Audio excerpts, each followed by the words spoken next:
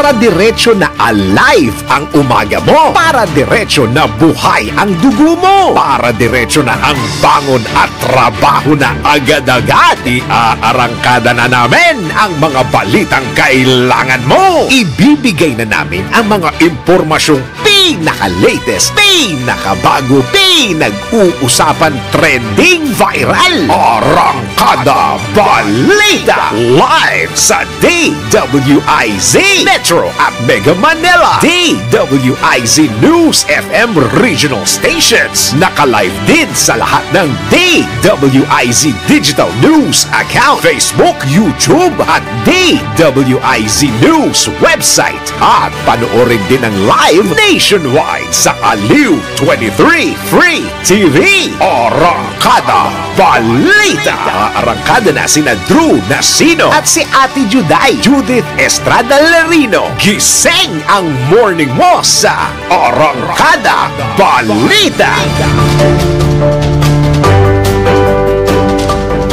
Sa oras na 5 sandali makalipas po ang alas 5 na ng morning, silipin na po natin ang mga umaarangkada ang ulo ng mga balita. Arangkada Balita. Presyo ng dilatang sardinas, nagbabadya na namang tumaas. Arangkada Balita. Pillbox nagbabala sa posibleng magnitude 8 na lindol sa bansa. Arangkada Balita. PNP nanawagan na sa mga supporter ni Pastor Kibuloy. Arangkada Balita. Balita sa ibayong dagat, 4 katao patay sa pananalasa ng bagyo sa Estados Unidos. Arangkada Balita. Sa sports, weightlifter Elrin Ando wagi kontra Olympic gold medalist Hidilyn Diaz sa Paris Olympics. Abot kamay na. Arangkada Balita. Sa balitang showbiz, Patrick Garcia, aminadong binaste ni Ann Curtis. Arangkada Balita. Nabinyag tuloy. Ano nga ba? Naku, ito ang aabangan po ninyo na viral na balita. Ano nga ba ang gagawin mo kapag tinubuan ka ng tagyawat? Drew Nasino at si Ate Juday. Arangkada Balita. Isa po magandang morning Luzon, Visayas, Mindanao, Mega Manila sa buong bansa ngayong pong araw na ito ng Thank God It's Friday. Ngayong pong April 5 taong 2024. Kami po ang inyong mga magiging tagapaghatid balita. Sa ngalan po ni Miss Judith Estrada Larino, ako po si Katrina Gonzales. At ito naman po si Drew Nasino. Arangkada Balita. Sa detalye nga po ng mga balita, namumuro na namang magmahal ang dilatang sardinas. Hindi na siya pang mahirap. Ito ang babala ng grupong Canned Sardines Association of the Philippines dahil sa suspensyon ng Department of Agriculture ng clearance sa pag-aangkat ng mga isda gaya po ng galunggong, mackerel at bonito o yung tulingan. Ayon kay CSAP Executive Director Francisco Buencamino, maaaring tumaas ang presyo ng canned sardines, mackerel sapagkat mababawasan ang supply dahil sinuspindi ang pag-aangkat ng mga nasabing isda. Bagaman sang-ayon ng CSAP sa paghinto ng pagpupuslit ng mga imported na isda sa mga palengke, kanilang binagyang diin na hindi sila nakonsulta bago ilabas ang utos ng DA kaugnay sa pag-aangkat ng mga nasabing produkto. Arangkada Balita. Samantala, pinabulaanan naman ni Agriculture Secretary Francisco Chu Laurel Jr. ang pahayag ng Canned Sardines Association of the Philippines na magre-resulta sa kakulangan ng sardinas at mackerel ang pagsuspinde sa importasyon ng ground scad o galunggong. Ginawa ni Secretary Laurel ang pahayag kasunod ng babala ng CSAP na makakaapekto rin ang nasabing suspensyon sa presyo ng canned mackerel. Paliwanag ng kalihim, maaari pa rin silang makapag-import ng kaparehong dami ng canned mackerel, ngunit nakabatay ito sa ipapataw na value-added tax. Nauna nang ibinulgar ni Secretary Laurel na hindi bababa sa 100,000 metric tons ng imported ground scud ang napunta sa mga wet market o palengke sa nakalipas na 9 na buwan. Arangkada Balita! Hindi pa rin yan, tinututukan na ng Department of Trade and Industry o DTI ang presyo ng mga dilatang sardinas. Ito'y matapos kang suspendin ng Department of Agriculture ang pag-aangkat ng frozen GG, bonito, tulingan, alumahan, mackerel at iba pang isda dahil dinadala ang mga ito sa wet market o palengke. At ayon kay DTI Undersecretary for Communications Jose Eduardo Ed Sunico, wala pa silang naririnig o natatanggap na impormasyon kaugnay sa issue ng supply ng sardinas at mackerel, pero kanyang tiniyak na tinututukan na nila ito. Itinagdag pa ni Yusek Sunico na tatalakayin ang posibleng epekto ng suspension ng DA sa pag-aangkat ng frozen fish at sa pagpupulong ng National Price Coordinating Council ngayong buwan. Arangkada Balita! Sa iba pang balita, malabo pang bumaba ang presyo ng bigas sa bansa hanggang Hunyo o Hulyo. Paliwanag ni Agriculture Chief Francisco Chu Laurel Jr., ito ay dahil sa ipinatupad na exportation ban ng India sa bigas. Bagaman aniya nagmura ang presyo ng bigas sa world market, ay malaki ang epekto na hindi pag-e-export ng India. Bukod dito, sinabi pa ni Secretary Laurel na mataas pa rin ang bentahan ng palay sa mga bigas trader sa kabila ng panahon ng anihan. Arangkada Balita! Malapit nang simulan ng Department of Environment and Natural Resources o DENR ang pagtukoy at pagtatalaga ng mga lupain at water sources para sa produksyon ng asin. Ito'y bilang pagdalima sa Republic Act No. 11985 o ang batas na magpapasigla sa industriya ng asin sa Pilipinas na naging epektibo simula Abril 1. Bilang sa mga posibleng lugar, ito'y mga tinukoy ay mga lalawigan ng Ilocos Norte, Ilocos Sur, La Union, Pangasinan at Zambales. Nabatid na mga lugar na natukoy para sa salt production sa nasabing mga lalawigan ay dapat italaga at ideklara sa loob ng 60 araw simula na magkaroon ng bisa ang nasabing batas. Arangkada Balita! Samantalang nagbabala si PhilBox Director Teresito Bacolcol sa posibleng tumama ang higit pa na magnitude 8 na lindol sa Pilipinas. Paliwanag ni Director Bacolcol, ito ay dahil nasa pagitan ng Eurasian Plate at Philippine Sea Plate ang bansa. Posibleng maitala ang magnitude 8 na lindol sa Samar at magnitude 8.3 na lindol sa Metro Manila. At posible ring magkaroon ng tsunami na aabot sa 10 metro. Sinabi pa nito na maaaring 5 minuto lamang pagkatapos ng lindol ay magkakaroon ng tsunami kaya't magiging mahirap ang paglikas. Kaya naman pinayuhan ng mga residenteng malapit sa baybayin na kung obserbahan ang biglang pagbaba ng sea level at narinig ang dumadagundong na tunog mula sa dagat, ay kaagad nang lumikas. Una nang sinabi ng NDRRMC o National Disaster Risk Reduction and Management Council na tinatayang 60,000 katao ang posibleng masawi habang 120,000 katao ang mawawala sa oras na tumama ang magnitude 7.2 na lindol o ang tinatawag na The Big One sa Metro Manila. Arangkada Balita! Umakyat na sa 10 ang nasawi habang mahigit 1,000 na ang sugatan matapos nga ang magnitude 7.2 na lindol sa Taiwan kamakailan. 4 sa 10 nasawi ay na-recover sa loob ng Taroko National Park na isang tourist attraction na sikat sa mga canyon cliff sa bulumuduking bahagi ng Hualien County na naging sentro ng pagyanig. Ayon sa mga otoridad, ilang mga residente sa silangang baybayin ng Hualien ang nananatili pa rin sa mga tent. Gayunman, sa kabila nito ay balik na sa normal ang pamumuhay ng mga apektadong residente. Arangkada Balita! Sa kaugnay na balita, ligtas na ang 3 overseas Filipino workers na bahagyang nasugatan sa magnitude 7.2 na lindol sa Taiwan.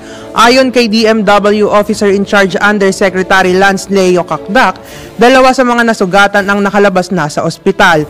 Dagdag pa ni Undersecretary Kakdak, bahagyang nasugatan sa ulo ang isa sa mga Pilipino matapos matamaan ng debris sa ceiling habang namamaga naman ang kamay ng isa pang Pilipino nang matamaan ng pinto. Hinimatay naman ng isa pang Pilipino dahil sa stress, ngunit wala itong malalang sugat na natamo. Arangkada Balita! Sa oras na 15 sandali makalipas ang alas 5 na ng morning, handa naman ang Manila Economic and Cultural Office o MECO upang saklolohan ng mga Pilipinong naapektuhan ng malakas na lindol sa Taiwan. Ayon kay MECO Chairman Silvestre Bebot Bello III, hindi dapat mag-alala o mangamba ang mga kamag-anak ng mga OFW sa Taiwan dahil walang naiulat na Pilipinong nasawi bunsod ng pagyanig sa nabanggit na bansa. Sa katunayan ay handa magbigay ng anumang tulong ang MECO para sa mga Pinoy na nangangailangan ng anumang ayuda tulad ng gamot, pagkain, pera o kahit repatriation. Patuloy naman ang pakikipag-ugnayan ng pamahalaan ng Pilipinas sa mga Filipino community sa Taiwan upang matiyak ang kaligtasan at pangangailangan nila matapos ang pagyanig. Arangkada Balita! Samantala, mahigpit naman na binabantayan ngayon ng Department of Migrant Worker ang sitwasyon ng mga overseas Filipino worker na nasa Japan matapos itong yinigin ng magnitude 6 na lindol kahapon. Kaugnay nito ay kinasana ng DMW ang mga protocols para matiyak ang kalagayan at kaligtasan ng mga OFW sa mga apektadong lugar.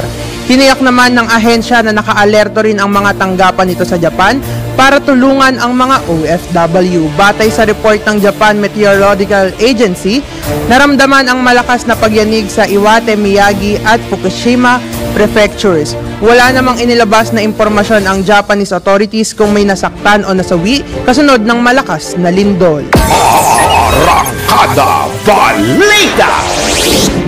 Sa pagpapatuloy pa rin ng ilang mga balita, tanggap po tayo ng ilang report mula sa Sipilan. Agresibong investment and trade promotion ng Marcos administration magpapatuloy. Ang pag-uulat buhat kay Patrol 13, Gilbert Perez. Tiniyak ni NEDA Secretary Arsenio Balisacan na magiging tuloy-tuloy ang agresibong investment at trade promotion initiatives ni Pangulong Ferdinand Marcos Jr. Sa press briefing dito sa Malacanang, inihayag ni Balisacan na magandang binubungan ang pagsisikap ni Pangulong Marcos na may kinalaman sa investment at trade promotion. Ito anya ang dahilan kaya ayon kay Balisacan ay dumarami ang mga bansa na kumikilala sa Pilipinas bilang isang magandang destinasyon para sa pagnenegosyo. Ang gantong pagsisikap daw, sinabi ni Balisacan, ay bahagi ng commitment ng Marcos administration na masustain ang matatag na landas ng paglago ng ekonomiya ng Pilipinas. Matatandang mismong si Pangulong Marcos ang umaharap at humihikayat sa mga dayuhang mamumunan para maglagak ng kanilang negosyo sa bansa at naengganyo naman ng Pangulo. Patrol 13, Gilbert Perez, nagbabalita ng tama, naglilingkod ng tama.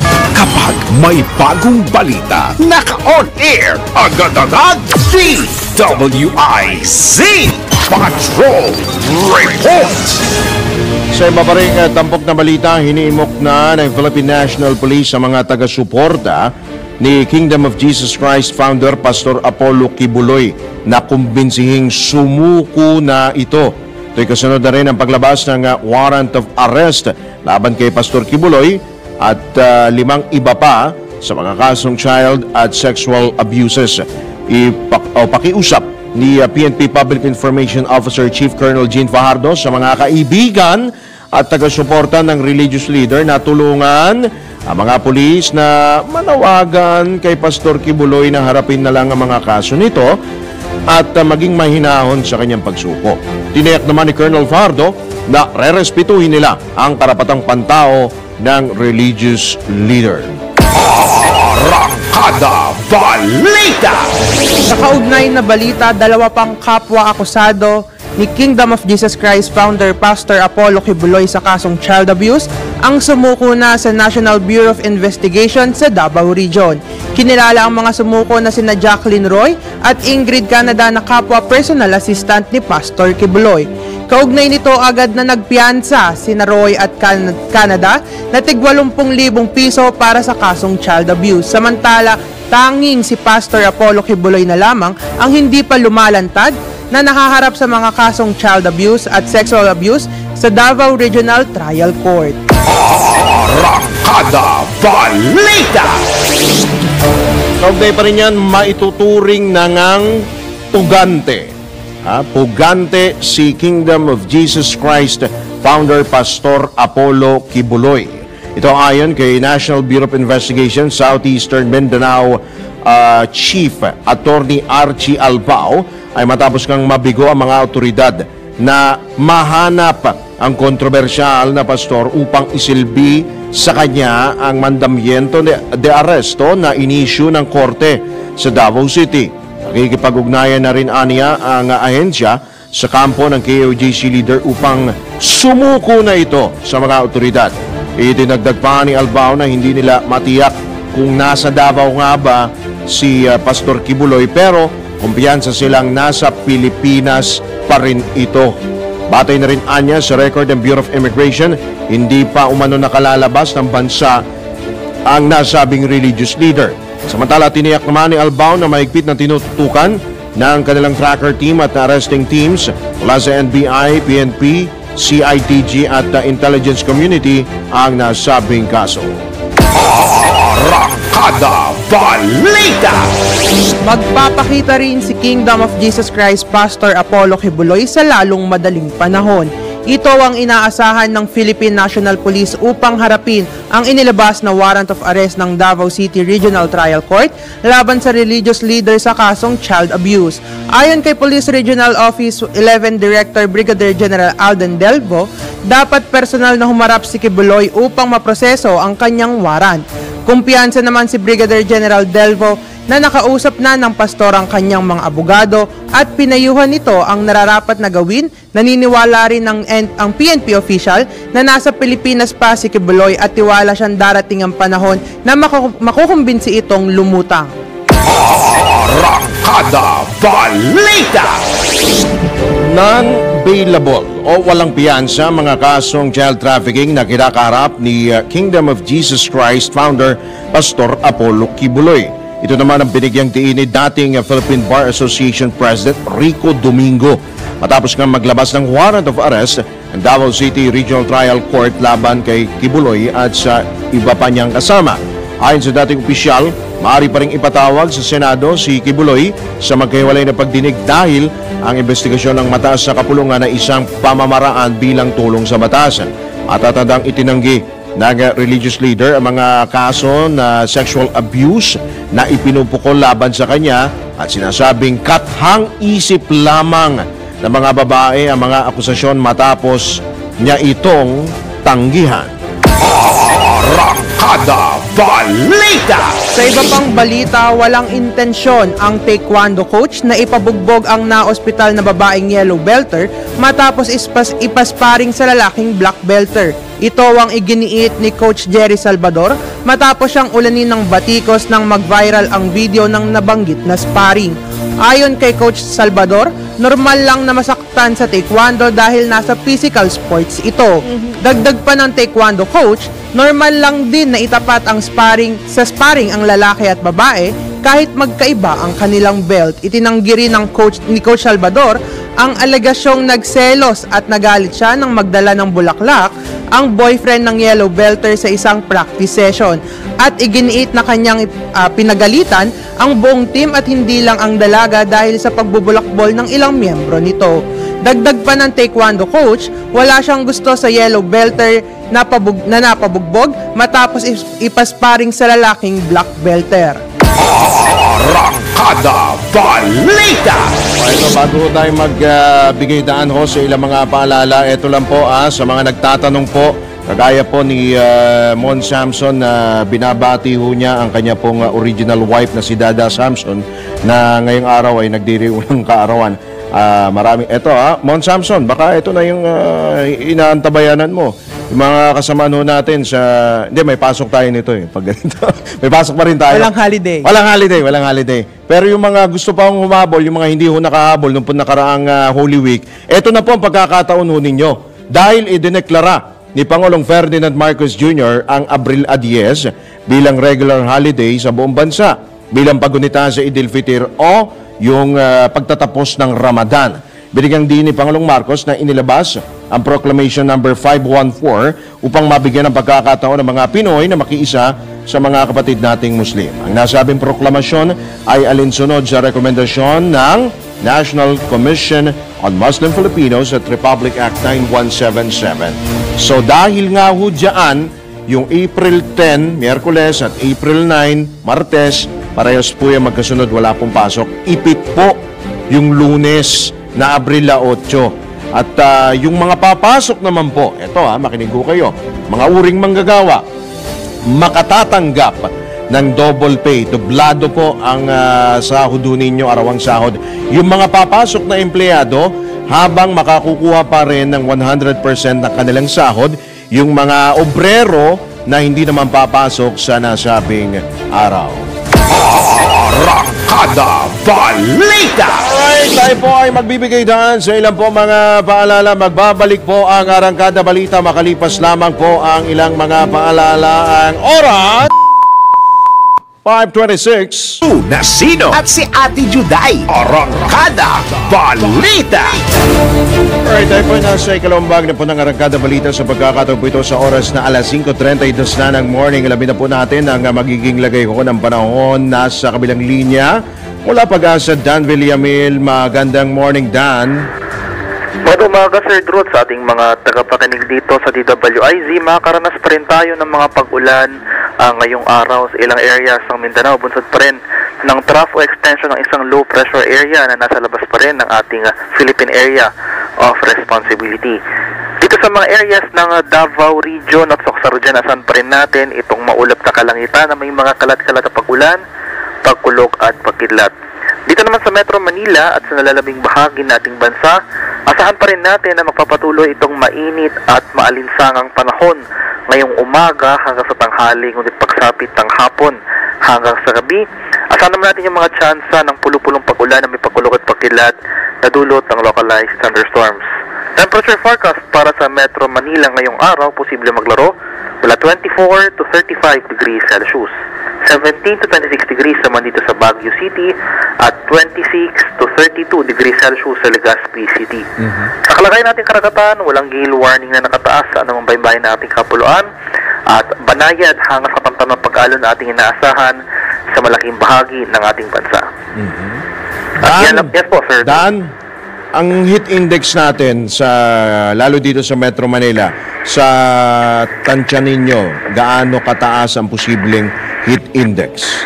Well, so ngayon po, for reference po, kahapon nakapagtala po tayo ng maximum temperature na 35.5 degrees Celsius pagsapit ng 4 p.m. Pero base po sa ating mga forecast models, inasahan po ating heat index, particular dito sa Science Garden, ay posibleng pumalo ng 39 degrees Celsius po ngayong araw. Mainit-init yun talaga. Pero kahapon ba, ano yung pinakamataas na heat index na naitala ninyo sa bansa? Opo, kahapon po itong mga istasyon natin sa Tuguegarao sa Cagayan, pati na rin dito sa Cataraman, Northern Samar, ito po yung pinakamataas na heat index, 44 degrees Celsius po kahapon. 44 degrees Celsius sa Tuguegarao. Opo, pati po dito sa Cataraman, Northern Samar. Lutong-luto tayo niyan. Baka may mga karagdagan pang katanungan, Kat, kay Dan. At dito po meron dito at tinatayang papalo sa 42 degrees Celsius yung heat index dito po sa Metro Manila. Posible po ba to? Maulit? Oo po. Well po, based po sa latest run ng ating models, bumaba po ng bahagya. So 41 degrees Celsius po yung ating forecast heat index para dito sa NAIA or in general sa Pasay City po sa araw po ng April 6. Okay. Pero sabi mo kanina sa Mindanao makakaranas ng mga pag-ulan? Opo, dahil po yan sa trough or extension ng isang LPA na nasa labas po ng ating Inasan po natin na magpapatuloy mga pag-ulan hanggang bukas, particular po dito sa mga areas ng Southern Mindanao. Oo, yun ang kailangan natin ngayon dito sa Mindanao. So hindi naman lahat ng parte ng bansa ay nakakaranas sa matinding init, Dan, kasi nakaantabay din sa inyong forecast yung mga taga-DepEd, yung mga nag-aabang doon sa class suspension dahil sa sobrang init. So hindi lahat ng, ayan, let's say sa Mindanao, may parte na umuulan, may parteng hindi. Opo, kumbaga hindi buong araw mararanasan yung mainit na panahon dahil posible po yung mga kaulapan na namumuo at bunsod nga po nitong extension ng isang low pressure area. So posible po bandang hapon hanggang sa gabi ay bahagyang bumaba yung mga temperatura natin dahil sa mga kaulapan na ito. Naku, sige. Maraming salamat, Dan Villamil, sa inyong oras mula dyan sa Pag-asa. Ingat kayo dyan, magandang umaga sa inyo. Maraming salamat po, magandang umaga. Ganda umaga, mainit. Sobrang init kasi talaga. Oo, kaya yung mga kababayan natin, nahihirapan din ho silang makatulog lalo po sa gabi. And speaking of init nga pala, eto bago tayo magtungo doon sa ilang pa ho mga pag-uulat mula sa probinsya, maidagdag lamang ho natin yung binabanggit ni Dan Villamil, mahalaga po ito, 44 degrees Celsius po ang naitalang heat index. Diyan po yan sa Tuguegarao City. At ang pinapayo po nila sa mga mamamayan po dyan sa lugar, although sanay naman na yung mga kababayan din natin dyan, pero syempre yung mga, alam mo namang mga dadayo, di ba? Bakasyon ngayon. Maraming mga nag-e-excursion, kaliwat kanan ng outing. Mag-ingat po tayo, lalo't kung lalabas po tayo sa bandang tanghali o kaya sa bandang hapon. Magdala po tayo ng mga pananggalang po natin laban ho sa matindi pong init. Magsuot ho kayo ng mahabang manggas, pero yung manipis lang naman, yung komportable ho kayo. Uminom po kayo ng marami pong tubig. At kung kayo naman ho ay senior citizen, kagaya po nila Ate Iyas, nila Kuyang Wener Contihino, na talaga pong may baon po yan, na talagang container po, na batya-batya kung tubig ang baon ho yan, paglalabas po yan. Para maiwasan ho natin yung dehydration. So mag-iingat po kayo. 44 degrees Celsius heat index, kahapon yan sa Tuguegarao City. And speaking of dyan po sa Ilocandia, mga Ilocano country, tanggap po tayo ng pag-uulat mula dyan sa Ilocandia. Isang tulak ng droga. Naku, ito, natimbog. Dyan po yan sa Cagayan. Hindi ho siya natusta. Pag-uulat, buhat kay Manong Ronald Idol Capsat Domingo. Isang tulak ng droga ang naresto sa sinigawang bypass operation ng Tuguegarao Component City Police Station sa lungsod ng Tuguegarao. Kinilala ang naturang suspect na si alias Benjo, isang street-level individual o LSI, 31 years old, may asawa, residente rin ng naturang lungsod. Naresto ito matapos nitong magbenta ng isang pirasong heat-sealed transparent plastic sachet na naglalaman ng hinilalang shabu na nasa humigit kumulang 5 gramo ang timbang, na may tinatayang halaga ng 34,000 pesos sa isa sa mga operatiba na nagpanggap bilang puso buyer. Nakuha pa mula sa suspect ang isa pang pirasong heat-sealed transparent plastic sachet na naglalaman din ng parehong kontrabando na nasa humigit kumulang 10 gramo, na nasa 68,000 pesos naman ang standard drug price, kasama ang 10,000 pesos na ginamit bilang bypass money. 3 pirasong nakabukas na small plastic sachet, isang foil strip, 3 improvised aluminum tutor, isang glass pipe, isang pirasong digital weighing scale, 2 unit ng cellular phone, 3 pirasong lighters, walang laman na sachets, rolled aluminum foil at isang double mint na tin metal can. Ang pagdudokumento sa mga nakonpiskang ebidensya ay ginawa sa lugar ng operasyon sa presensya ng suspect na sinaksihan ng kinatawan ng Department of Justice at mga opisyal ng barangay. Ang suspect kasamang mga nakonpiskang ebidensya ay dinala sa PIDEA Region 2 para sa drug test at laboratory examination. Pagkatapos nito ay dinala ang suspect sa People's General Hospital para sa kanyang physical at medical examination, bago dinala sa Tuguegarao Component Police Station para sa pansamantalang kustodya. Na rin ang naturang impilan ang mga kinakailang dokumento para sa pagsampa ng kasong may paglabag sa Republic Act 9165 o mas kilalang Comprehensive Dangerous Drug Act of 2002. Ito ang Ronda Patrol, Ronald Idol Domingo, nag-uulat para simpilang may tudong lakas, DWIC, nagbabalita ng tama, naglilingkod ng tama. Arangkada Balita! Sa iba pang balita, pag-aaralan ni Senator Sherwin Gatchalian na irekomenda sa Department of Education na iklian ang panahon ng transition para sa pagbabalik sa paaralan ng dating school calendar. Aminado ang senador na hindi maaaring biglain na ibalik sa dating school calendar ang mga paaralan dahil magkakaroon ng isang taong walang break kaya't magiging kawawa ang mga estudyante at guro. Ngunit sinusubukang imungkahi ni Senator Gatchalian sa DepEd na iklian ang panahon ng transition upang hindi na magtiis pa ang mga mag-aaral at guro sa pagsasagawa ng klase ngayong tag-init. Suportado naman ni Senator Gatchalian na iurong o ibalik sa orihinal na school calendar ang mga paaralan.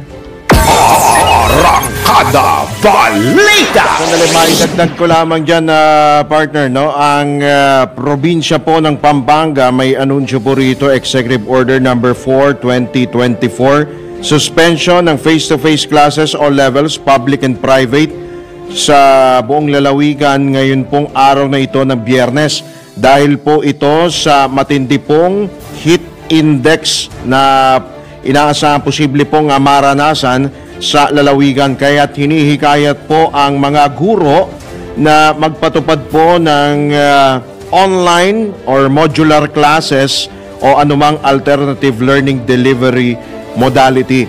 So, suspended po ang face-to-face classes sa buong lalawigan po ng Pampanga, all levels, public and private.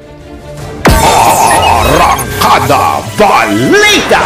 Tanggap naman po tayo ng update kaugnay sa pertussis outbreak dyan po sa Santa Rosa City sa Laguna. Detalye ihatid mula Calabarzon ni Armand Campe. Nakapagtala ang DOH Calabarzon ng 48 kaso ng sakit na pertussis sa buong lalawigan ng Laguna as of yesterday. Base sa inilabas na datos ng ahensya, nanguna ang Santa Rosa City kung saan 14 na kaso lumaganap at sinasabing isa rito ang namatay. Sinundan nito ng lungsod ng Calamba na may 12 kaso, San Pedro City 4 na kaso, Binyan City 5 at Los Baños 2. Tig-isa naman ang naitala sa mga bayan ng Santa Cruz, Rizal, City ng San Pablo at Cabuyao at Alaminos. Tanging ang lungsod ng Santa Rosa naman sa buong lalawigan ng Laguna ang nagdeklara ng outbreak ng nasabing sakit na pertussis. Arman kami mula Calabarzon, nagulat para sa Mike Todo Lakas, DWIC, nagbabalita ng tama, naglilingkod ng tama. Arangkada Balita! Samantala sa pagpapatuloy pa rin ang mga balita, hininaan na ng Metropolitan Water Works and Sewerage System ang water pressure simula alas 10 ng gabi hanggang alas 4 ng madaling araw. Por Diyos por Santo. Ayon sa MWSS, ito'y upang makatipid sa tubig ngayong tag-init. Ipinalawanag ni MWSS Division Manager Patrick Tizon na bahagi ito ng kanilang estratehiya para mapababa ang pagkonsumo ng tubig ng mga consumer. Muli naman tiniyak ng Manila Water at Maynilad na walang inaasahang water interruption ang kanilang mga consumer maliban na lang kung mayroon silang emergency repair o kinakailangang ayusin. Sa ngayon nananatili sa 50 cubic meters per second ang water allocation sa Metro Manila, pero maaari itong ibaba sa 48 cubic meters per second kung sakaling sumadsad sa 195 meters ang level ng tubig sa Angat Dam sa Abril at 10. Arangkada Balita!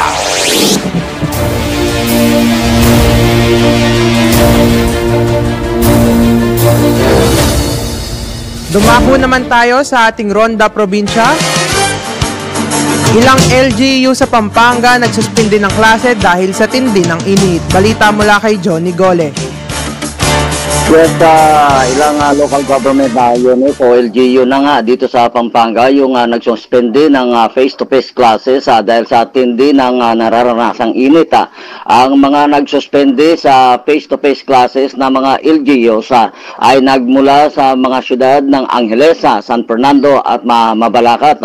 Samantala sa mga bayan naman ng Mexico, Florida Blanca, Santa Ana, Bacolod, Macabebe, Masantol, San Simon, Candaba at Santo Tomas ay mula kahapon na ay nagsuspindi na sila ng klase. Ayon sa paunang ulat nitong Philippine Atmospheric Geophysical and Astronomical Services Administration o PAGASA, aabot hanggang sa 40 degrees Celsius ang temperatura o mahigit pa mula kahapon o mula April 3 sa ilang lugar dito sa gitnang Luzon at sa Pampanga. Gayunpaman, payo ng Department of Education sa mga guro na ipatupad yung online classes o gumawa ng mga alternatibong pamamaraan upang hindi maudlot itong pag-aaral ng mga estudyante. Mula dito sa gitnang Luzon, ito si Central Luzon Patrol, Johnny Gole para sa Metodo Lakas DWIC, nagbabalita ng tama, naglilingkod ng tama.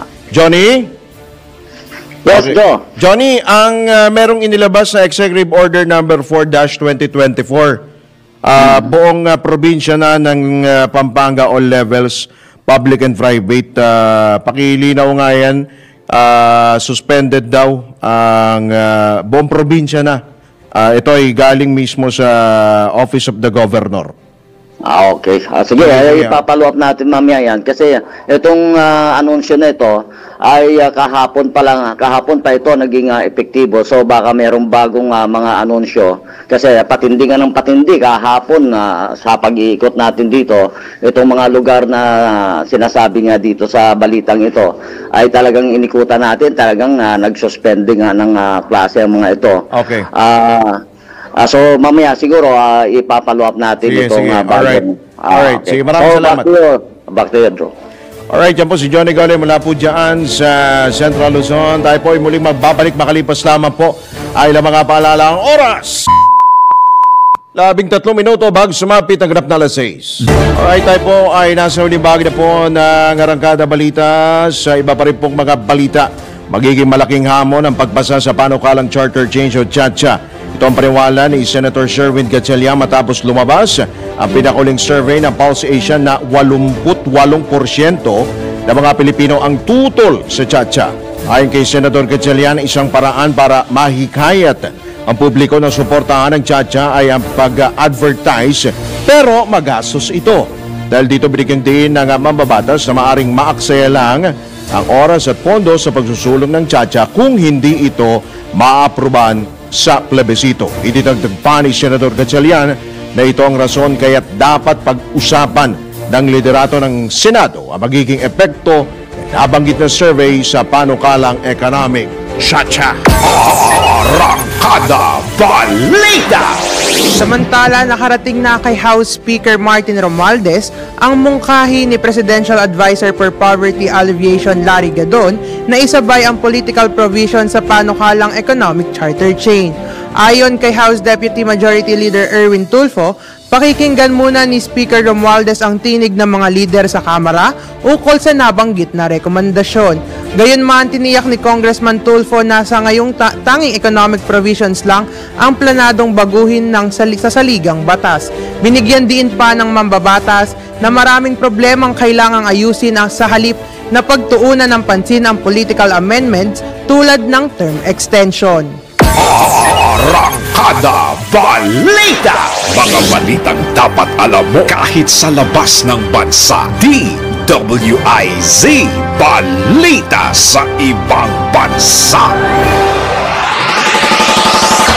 Umakyat na sa 4 katao ang patay sa pananalasa ng bagyo sa Amerika. Batay sa datos, 3 ang nasawi sa Pennsylvania at 1 naman sa Delaware. Naranasan ng mga residente ang malakas na storm system simula pa noong Sabado hanggang ngayong araw. Dahil dito, nagbabadyang mawala ng kuryente ang mahigit kalahating milyong consumer dyan po sa mga nabanggit na lugar. Arangkada Balita. Sa mundo ng palakasan, ang latest malalaman sa DWIZ Sports News. Kumpiyansa naman ang samahang weightlifter ng Pilipinas na makakapasok sa 2024 Paris Olympics ang Filipino lifter na si Elrin Ando matapos nitong makapagtala ng total lift na 228 kg sa International Weightlifting Federation World Cup.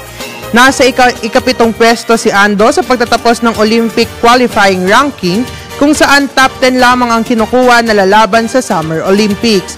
Samantala, nabigo namang pumasok sa top 10 ang Filipina weightlifter at Olympic gold medalist na si Heidelin Diaz matapos nitong makapagtala lamang ng total lift na 222 kg.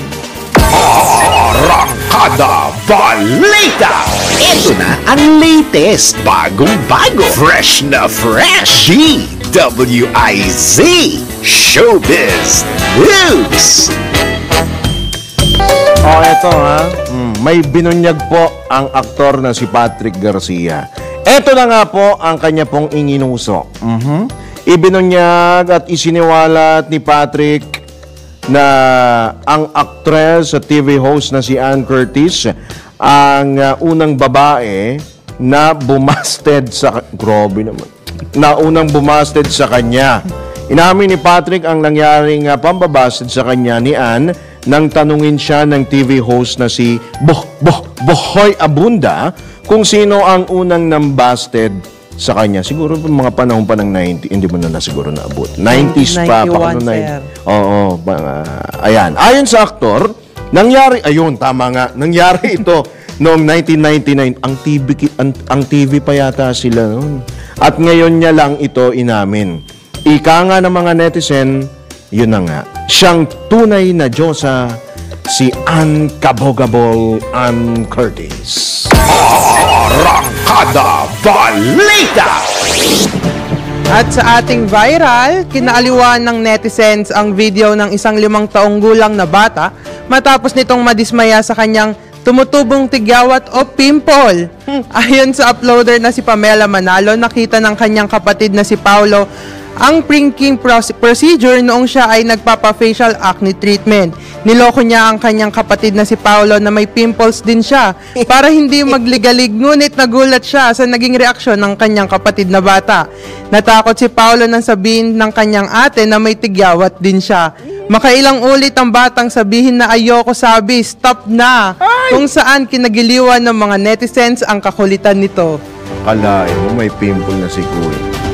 Si Kuya. Takot na takot siya sa pimples. Pimple Kuya ha. Ilan taon na ba si Kuya? 5 years old. O pag nagbinata ka Kuya. Ayan. Galit ang galit si Kuya sa pimples. Well anyway, tayo po ay pansamantala na po nagpapaalam ngayon pong araw na ito ng TGIF. Thank God it's Friday. First Friday of the month ngayon pong Abril 2024. Ngayon po ay Quiapo Day. Yan, traffic na naman dyan po sa may bahagi po ng Quiapo. Mga Batang Quiapo, ayan. Quezon Boulevard, traffic na naman ho dyan. At sa ngalan po ng buong tropa ng DWIZ at Aliu 23, kami po ang inyong mga naging tagapaghatid balita. Sa ngalan po ni Miss Judith Estrada Larino, ako po si Katrina Gonzales. Ito naman po si Drew Nasino, nagpabalita ng tama, naglilingkod ng tama. Susunod na ang Usapang Tol kasama sina Senator Francis Tolentino at Cecil Villarosa. Happy weekend! Susundan naman ang pasada balita ni Sir John Ibanez. Bye-bye! Para diretso na alive ang umaga mo. Para diretso na buhay ang dugo mo. Para diretso na ang bangon at trabaho na agad-agad. Iarangkada na namin ang mga balitang kailangan mo. Ibibigay na namin ang mga impormasyong pinaka-latest, pinakabago, pinag-uusapan, trending, viral. Arangkada Balita live sa DWIZ Metro at Mega Manila. DWIZ News FM regional stations. Naka-live din sa lahat ng DWIZ Digital News account, Facebook, YouTube at DWIZ News website. At panoorin din ang live nationwide sa Aliu 23 Free TV. Arangkada Balita. Arangkada na sina Drew Nasino at si Ate Juday Judith Estrada Larino.